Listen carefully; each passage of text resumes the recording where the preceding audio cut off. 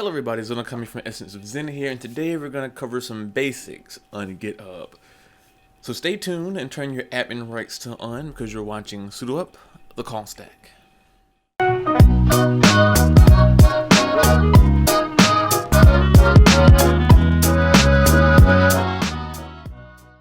So if you don't know, GitHub is basically a platform that many developers use, especially with open source projects, to keep a project connected between different collaborators as well as probably themselves to basically keep control of different versions and different changes made to said project. And this creates a type of security because if they make a change that ends up destroying the project, they can roll back to a previous version. So how do we get started with GitHub? Well, the first aspect of getting started with GitHub is first you have to have a GitHub account. So if you head on over to github.com, you can actually make an account or sign in with one that you already have. Once you do so, you'll be brought to this main screen that basically shows you a feed of all the things that you're probably either starred or following or your own projects, and you can see different commits and their IDs. But you're also going to see the repositories that you contribute to as well as your own repositories. Now, what is a repository? A repository is basically an online remote copy of a project that you create. And this allows yourself, as to any other collaborator that you may choose, to zero in on this remote collection of data and clone it. By cloning it, you're pulling it to your machine, a local copy of it. You can then make changes to said local copy and then push or upload that copy or those changes to the remote project. So for an example, we have a few projects that's already made. I'm gonna go check out the binary edition right here, and you'll see that the Git project itself is based on a directory set of these few files. You have the EOZ module, the adding binary full, and the adding binary easy, and these two files for the gitignore and git attributes. These are basically generated for GitHub to communicate via your system to its own service. And you can see here that it says that I've did a last commit 10 hours ago. And that's because that's what I did. 10 hours ago I made a change to this code, and you can even see the different bits and pieces of 100% Python. If you're pushing out a project for people to use and test, they can actually open up new issues and report to you on it. You can make labels, milestones, and etc. You can even view some of the code if it's readable, like such. But that's only working with GitHub online. How do you actually get the code to your local machine as well as setting it up to modify yourself? Now, you can always download a copy yourself through the download zip or save it onto your GitHub Desktop, which is going to touch into what we're going to cover just in a bit. But when you download it as a zip, you're downloading a copy of the project without the Git attachment. You're just downloading the raw files. And that's probably what you want if you just want to test something out or use it as is. But if you want to contribute to a project or modify code and update the project for everyone to utilize, then you don't want to use the download zip, but you would rather want to save it to your GitHub Desktop. And you can do this with the Windows desktop client, and I'm pretty sure there's one for Mac as well. What you want to do to get the client is go to desktop.github.com, and you'll see here that they actually have the client for you. And they say right here, GitHub Desktop is a seamless way to contribute to projects on GitHub and GitHub Enterprise. Also available for Mac and Windows. So you can click this, download it, and install it, and it'll allow you to clone your repositories, create branches, or commit changes, and then share that code. You can read up more about it through this page, but generally speaking, the best way to learn about something is to download it and play with it. So we're going to do just that. Now, I already have a downloaded copy, so what I'm just going to do is open up the GitHub client. Now, when you open up the client for the first time ever, you're usually going to see a tutorial. If you skip the tutorial by purpose or by accident and you find yourself wanting to go through it yet again, you just click the settings/tools button right here, and then you click tutorial. Now, aside from that, I highly recommend you go through that tutorial. I'm just going to cover some basics of the GitHub Desktop client, not the intricate designs of it. Feel free to request it in the comment section below if you want us to cover more about this software. Generally speaking though, when you open up your GitHub Desktop client, you're going to have a panel to the left and a larger panel to the right. The panel to the left shows you all your repositories that you can even search through, and etc.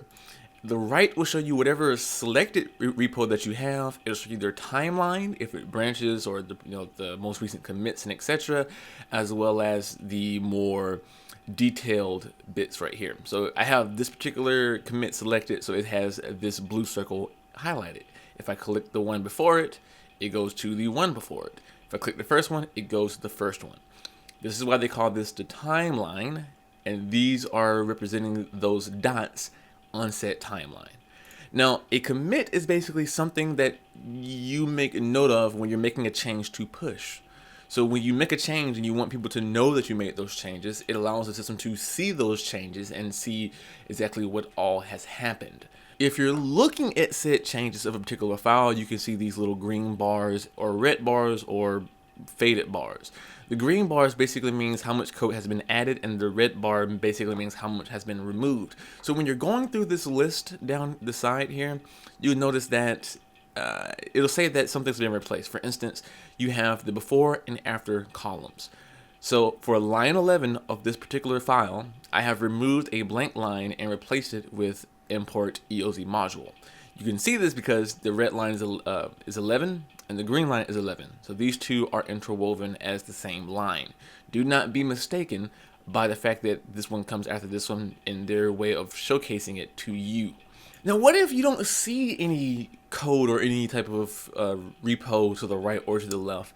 Then, well, you can always create one. If you go to the plus sign here, you can create a local repo. And when you create a local repo, you can actually push it so it'll go to your github.com account for everyone else to view, unless you set it to private. Now, if you already have a folder with code in it that you want to already use without creating a new spot, then you can add a repo that's already on your local machine.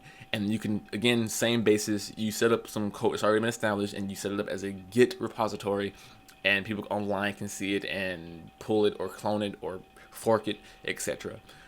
Or you can always clone it. So if you're working on a project or you have some code that you push from a different machine and you want to on this current machine, you can click your username and go through your own particular repos, or you can click the organization that you're a part of and then click it and bring it in. For instance, I don't have the Python binary to decimal repo on this particular machine. I can always click clone and then put it somewhere. Now I'm going to check out one that I've already have installed, or rather downloaded to my local machine, and that is the one we were looking at earlier, the Python decimal to binary, not converter, Python binary edition, this one right here. Now I can right click this and go to open in Explorer to see the files locally, and it'll open up this particular file right here. Now it'll say, if I click changes here, instead of history, seeing all the things that it's gone through, but if I go to changes, it'll say no local changes. Why would you like to open this repository in Explorer? I already have it open, but there's no changes because I haven't done anything to it before my last or after my last push. So let's say I wanted to make some changes to some code, maybe add a few files, and then want to push that so other people can download or pull those changes to their particular copy. Well, I do want to create a README file. So what I'm going to do is click New Text Document, and I'm going to call this README. And I'm going to save that. Now, after I saved it, you can see that something in the desktop client has changed. Now, if I close this down and go back here, you'll see that it noticed one change. A readme.txt has been added. Cool. But let's say I also want to modify my module. Hit with idle. Let's say I don't want to have this function print information, right? Let's say I want to change it to dev print creator. If I save that and if I close this down, another change has been seen via the desktop client. If I click this, it'll say that I removed these two lines, the print information and the hello I'm Zenokami, to print creator and print this program was created by Zenokami. Awesome, and I can do this for all the files within this Git directory. It is the infrastructure of this particular project. And do not worry about the git ignore or the git attribute files for right now. Those are pretty much a little bit more advanced for git sequencing in terms of what files to ignore for pushing and pulling. So do not worry about that for this particular video. If you do have questions about it, feel free to ask in the comments. And if you would need to make a video to explain it, we shall. Let's say I wanted to also add more comments to a line, such as main function which runs the code. I'm going to save that and I'm going to close it, and then you'll see now that I have these 3 changes made to pretty much all of these files. Awesome. Are we done yet? No. So now we have to make these changes and then commit them. So by committing them, what we're basically doing is making note of the changes that we have, and we are preparing those changes for the remote copy of the project.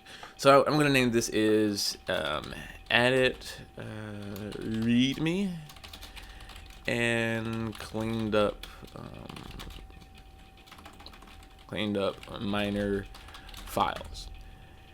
You always want to make sure there is a summary and description to your commit.